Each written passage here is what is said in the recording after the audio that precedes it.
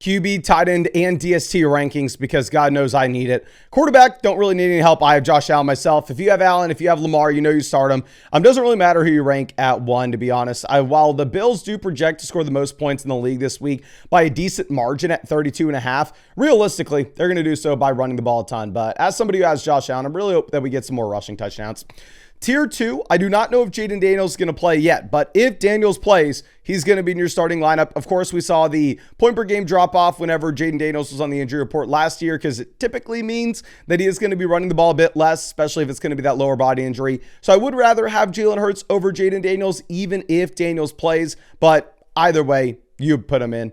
Now, tier 3, we are going to have Justin Herbert, Bo Nix, and Patrick Mahomes. Justin Herbert has been incredible. The Los Angeles Chargers are the #1 team in the NFL in passing rate over expectation. This matchup against the Giants maybe isn't great in that you don't really assume the Chargers are going to be forced to throw the ball. Like realistically, if we go through and look at what we've had with the Chargers, this is going to be a team that has had to go up against the Kansas City Chiefs, has had to go up against the Denver Broncos, but I guess you can say with Justin Herbert that they did blow out the Las Vegas Raiders back in week 2. And I guess in that game, I mean, he had fewer pass attempts. He had 27. But Justin Herbert is the QB7 so far in the year, and right now they are projected to score 25.5 points, which is one of the highest marks in the league. Now, the Denver Broncos are projected to also score at least 25 points in this game. It's a phenomenal matchup going up against the Cincinnati Bengals. While the Bengals defense may not be the worst in the league this year, that crown goes to the Dallas Cowboys. They're still one of the worst defenses in the league. And of course, it's very difficult to look at what they've done through the first 3 weeks just because so many things have been changing. But nonetheless, I think if you have Bo Nix, you probably want to put him in. He's looked horrendous, to be honest. The rushing upside's still been there somewhat. He's still averaging over 20 rushing yards a game. Now, going over looking at Patrick Mahomes, I am really hoping that Xavier Worthy plays because as it stands right now, with no Worthy, with no Rice, Patrick Mahomes has the worst wide receiver core in the NFL. If Tyquan Thornton is your #1 wide receiver, because Travis Kelce can't do anything at this point, you are in a bad, bad place. Now, Mahomes, up until this past week against the Giants, had actually been running the ball a ton. Obviously, against the Chargers, against the Eagles, the Kansas City Chiefs lost those games. And what we found is, if Mahomes is going to be losing, he's going to do anything that he can to win. So he's going to go out there. He's going to have 2 rushing touchdowns in 2 games. He's going to have over 120 rushing yards in those 2 contests as well. Against the Giants, he didn't run the ball at all, but it's because they were clearly going to win the game, so he didn't need to. Against the Ravens, the Kansas City Chiefs are dogs. So my expectation would be that Patrick Mahomes is probably going to go out there and run the ball, not to the same extent that he did in the first 2 weeks, but at least give you 20 fantasy points. Going over and looking at Drake May, the New England Patriots offense projects to be one of the higher scoring offenses in the league this week at an implied team total of 24.5 points. Drake May so far this season has had 5 passing touchdowns and a rushing touchdown to only 2 interceptions. The rushing production over the past 2 weeks has been great as well. I mean, so far in the year, he's averaging about 25 rushing yards per game, and you've had that 1 rushing touchdown through the first 3 weeks. Going back and looking at the Carolina Panthers defense, while I understand they looked amazing this past week, they look like the best defense that God's ever created. I think that we are going to look past that 1 week sample, trust what sportsbooks are telling us with the projections, where they are saying that the Patriots should have no struggles whatsoever putting points on the board. Now, Daniel Jones is the QB4 so far this season. Daniel Jones has had a passing touchdown in every single game. He's at least eclipsed 200 passing yards in every game. He's had 3 rushing touchdowns so far through the first 3 weeks. And this is a game against the Los Angeles Rams where he's probably going to be forced to throw the ball. Like right now, the Rams are favored in this contest. We're going to assume that they probably win. And this game is one of the highest over-unders of any game on the slate this week. So it should be an incredibly high scoring. If I was streaming quarterbacks, so really all these quarterbacks are in the range of like roster 2 of these guys playing based on matchups. And I think this Daniel Jones matchup is perfectly fine. Going over and looking at Kyler Murray, I have no idea what to expect against a really good Seattle Seahawks defense. Well, that's a lie. I do know one thing that we can expect, and that would be Kyler Murray to at least have 1 yard in the game tonight. And if you agree with that, you can actually take a free pick on Underdog Fantasy of Kyler Murray, higher, lower, half a total yard. And if you're new to Underdog Fantasy, you're also going to get $50 added to your account after you play your first 5. You get both of those promos when you sign up with code FLOCK, and it'll be the #1 way to support this channel. Underdog Fantasy is available in almost every state. Now, realistically, with Kyler Murray, he's had 30 rushing yards in every single game. He's had a total of 4 passing touchdowns so far this season. But realistically, what we really need to see for Kyler is we actually need to see a rushing touchdown. It's a tough matchup, though. Jared Goff doesn't give you the same type of rushing production, but obviously the passing volume is a lot better. Like Goff so far this season has actually had 7 passing touchdowns through the first 3 weeks. And this Cleveland Browns defense, historically, at least so far this season, has been really good against the run, but not so much against the pass. So I think expectations should be that Jared Goff is able to go out there and air the ball out. Justin Fields will be our next guy. Obviously, we're going to have to continue to monitor the injury reports with Justin Fields. If he plays, then cool. If he doesn't, then don't start Tyrod Taylor. But maybe he would run the ball a little bit less coming back from the concussion, but we just don't know. Brock Purdy, also, we're going to have a question mark here. Obviously, I'm going to continuously update these rankings on flockfantasy.com all the way until Sunday. So just check the site if you got the season pass. Check the site if you're a mother flocker, and you'll be able to see my updated rankings. Jordan Love, great matchup against the Dallas Cowboys. Right now, the Green Bay Packers, I believe, project to be the 2nd highest scoring offense in the league this week, only behind the Buffalo Bills. Jordan Love himself's not going to have any rushing production, though. Jordan Love's averaged about 10 rushing yards per game so far this season. And we've seen that the Green Bay Packers, they don't want to throw the ball. Their plan A is going to be, how do we just run it over and over and over again?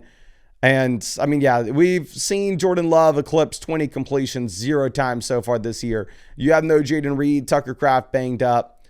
So I wouldn't want to start Jordan Love, but it is a phenomenal matchup. So if you're ever going to do it, it would be this one. Baker Mayfield obviously is significantly higher than this in our rest of season ranks. But Baker Mayfield this week has no Mike Evans. Maybe not. He has a hobbled Chris Godwin. Just everything's going to be funneled through Igbuka. And at the same time, it is a very difficult matchup going up against the Philadelphia Eagles, where you do have the Tampa Bay Buccaneers with one of the worst projections on the week. Now, Dak Prescott obviously is higher than this as well in our rest of season rankings, but very similar to Baker Mayfield, you're missing your top weapon with CeeDee Lamb. And on top of this, with Dak, you have a horrible matchup going up against the Green Bay Packers. What's even worse with Dak Prescott is he doesn't give you the same type of rushing production that Baker does. Now, Jackson Dart will lead off our next tier. Honestly, Dart's like the only quarterback that I'd even consider starting in this range. Like, at least you can say with Jackson Dart that he's a QB that gives you rushing upside. At least based on what we had in the preseason, he looked dynamic on the ground. He looked like he could go out there and run the ball. Now, let's move this over to the tight end list. Trey McBride, clear tight end 1, nothing to discuss. Like, the projections have this as well, where Underdog Fantasy has him like higher, lower, 66.5 total yards, which is way higher than any other tight end on this list. It actually shows that Trey McBride should be in his own tier. I'm going to put Brock Bowers in the same tier. The reason being is with Bowers, I know he's disappointed. I think a lot of it's had to do with his knee injury. He should be, just better from that at this point, not 100%. But Michael Mayer is probably going to be missing this game. So if Brock Bowers is practicing in full on a Wednesday, Michael Mayer is going to miss. And you actually have an implied team total of 24.5 points here against the Chicago Bears, where sportsbooks are telling us that this is a sneaky high scoring game. Bowers is going to absolutely crush this week. Jake Ferguson is also going to absolutely crush. Jake Ferguson so far this season is actually the tight end 1 in fantasy points. And you sprinkle on the fact that you have no CeeDee Lamb, so the target volume's consistent. Not only is he the tight end 1, but he is doing this off of volume. He is yet to score a touchdown so far this season. So what happens if he comes through and scores a TD? He is going to absolutely crush. Now, Tyler Warren will be our next guy. Again, my expectation would be that I actually do believe the Colts are going to have to throw the ball consistently here against the Los Angeles Rams, where this is projecting out to be one of the highest scoring games of the week, and the Indianapolis Colts are dogs in this matchup. Now, Tucker Kraft will be our next name. With Kraft, blow up a couple weeks back against the Commanders, then you deal with the knee injury. Now he has a pair of injuries that he's limited with. Now, of course, it's a phenomenal matchup against the Dallas Cowboys. It sounds like he's going to be good to play almost no matter what. But if he was fully healthy, I think we would have him higher in these rankings. The issue is we just don't know to what extent these injuries are going to limit him. Now, Sam Laporta at this point may just be a name. Like, Sam Laporta so far this season, 13.9 points week 1. But then since then, he's had 7 targets. He's had 13 targets so far this year, and he's got to score a touchdown. Now, I'm going to give him the benefit of the doubt because this should be one of the best offenses in the week. And again, like we've been discussing, typically teams against the Cleveland Browns have been getting forced to just air the ball out. Now, Hunter Henry so far this season is actually the tight end 3 in fantasy points. Obviously, the majority of that coming this past week where he had 2 receiving touchdowns. But the volume's been there as well for Hunter Henry. Like, the dude's averaged over 7 targets a game so far this year. We know that the New England Patriots are near the top of the league with passing rate over expectation. This team should score a ton of points. They have an implied team total of 24.5, which is why Hunter Henry is going to be higher than Juwan Johnson in our rankings, just because I think he's more likely to get the touchdown. Realistically, if you're looking at projections, Underdog has Hunter Henry higher, lower, 36.5 total yards. Juwan Johnson, higher, lower, 41.5. But again, with the Saints, they have an implied team total of 16 points. The Patriots are supposed to score like 8.5 more points than them. So I think Hunter Henry's much more likely to see the touchdown. But Juwan Johnson's been the tight end 2 so far this season. The target volume's been incredible. He's been averaging about 9 targets a game so far. So he looks like just an absolute set it and forget it tight ends. Dalton Kincaid will be our next name. My concern with Kincaid is going to be the fact that you just simply aren't going to have a ton of passing attempts here for Buffalo. Like, so far, Kincaid's had 16 targets so far this year. He's had multiple receiving touchdowns. While, of course, this projects to be by far and away the best scoring offense in the league this week, they're going to run the ball consistently. The Saints aren't going to be able to keep up. Kyle Pitts will be our next name. With Pitts, while I understand that he is playing a career-high snap rate, he's seeing a tremendous amount of volume. You actually have the concerns now that this is a garbage offense, while at the same time, you are dealing with Darnell Mooney coming back, and Darnell Mooney's seeing a considerable amount of target volume himself this past week. I have no idea how to rank Zach Ertz for now. We saw Zach Ertz with Mariota only draw 3 targets. Obviously, that wasn't a super competitive game, but I don't know if Terry McLaurin's going to be playing. I don't know if Jaden Daniels is going to be playing. So this is going to be one of those rankings that you just have to be on the lookout for on the site with how it updates through the week. Mark Andrews will be our next name. With Mark Andrews, I got to take a massive L here. I came through and I told a lot of people, yeah, I don't see how Mark Andrews ever makes a difference at this point. This is a tight end that through the first 2 weeks of the season had 2 receptions for 7 receiving yards when the Baltimore Ravens were averaging like 40 points a game. He comes through against the Detroit Lions, drops 27. Does he do this with volume? No, he just has a couple receiving touchdowns. So I'm not like a believer now all of a sudden that Mark Andrews is some must-start tight end. I think the floor is incredibly low. Obviously, if you get Isaiah Likely back, you're going to be less excited about Andrews regardless. TJ Hawkinson, I started on my team last week, and I just closed my eyes, looked the other direction, came back to check. He had a receiving touchdown, so thank God. I'm not going to sit here and pretend that Carson Wentz has solved all our issues. Right now, you do still have this offense projecting pretty poorly in what should be a very weird game environment. Now, Travis Kelce will be our next guy. With Kelce, he just doesn't look good. Tied in 11 so far this year, and he's done this with no Xavier Worthy. Now that Worthy comes back in, there'll actually be another weapon for Patrick Mahomes. Going over and looking at David Njoku, Harold Fannin, they are tied in by committee in the worst offense in the league.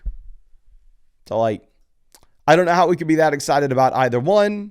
Looking at Dallas Goedert, it just isn't getting a ton of passing volume. Like, he scores the touchdown to kind of save some of the best ball teams we've drafted him on.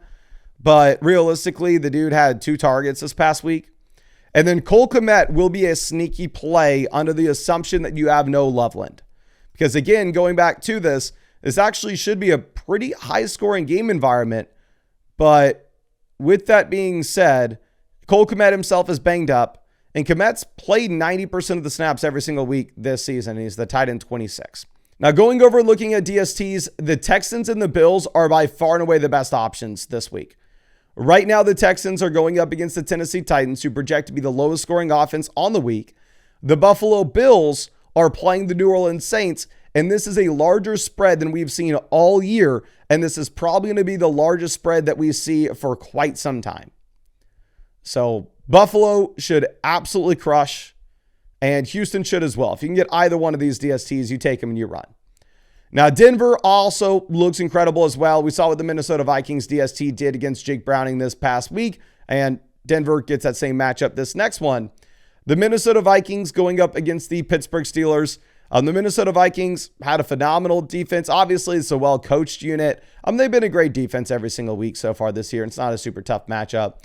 The Detroit Lions going up against the Cleveland Browns. They had 7 sacks against Lamar, which I think was a career high for Lamar Jackson. And now you get to play against the Cleveland Browns. Massive spread on the game. Chargers get to go up against Jackson Dart in his first game ever. Chargers defense has been pretty good. The Eagles get to go up against Tampa with no weapons. The Packers get to go up against a Dallas with nothing out there other than George Pickens. So like the top 8 defenses, by far and away the best. I myself am playing the Seattle Seahawks defense this week just because those top 8 defenses, they were all rostered in my league when I went to the waiver wire and I already had Seattle. So I was like, I guess I'm keeping him. The New England Patriots going up against the Carolina Panthers. Like right now, the Panthers project to be one of the lowest scoring offenses on the week with an implied team total of 19 points, but it's not like the Patriots defense has looked any good. And then you have the Dolphins against Tyrod Taylor and or Justin Fields. The Steelers against Wentz. The Niners against Lawrence, the Commanders against Michael Penix, and then the Arizona Cardinals against Sam Darnold on a Thursday night game. But I really hope I was able to help you out. And again, I will be live streaming after the game. I will be live streaming every single day answering fantasy football questions. So just make sure you subscribe to the channel. Come out to a live stream. I'd be happy to answer your questions. And then also, if you wanted to support the channel, the best way to do so is by taking advantage of the offer on Underdog Fantasy. If you use code FLOCK when you sign up, after you play your first $5, you're going to get $50 added to your account. And on top of that, you'll get a free Kyler Murray pick more than less than half total yard if you sign up before the Thursday game. If you sign up after the Thursday game, it'll be a different player for Sunday. But really appreciate you and really hope we get to see you out with the live stream later today.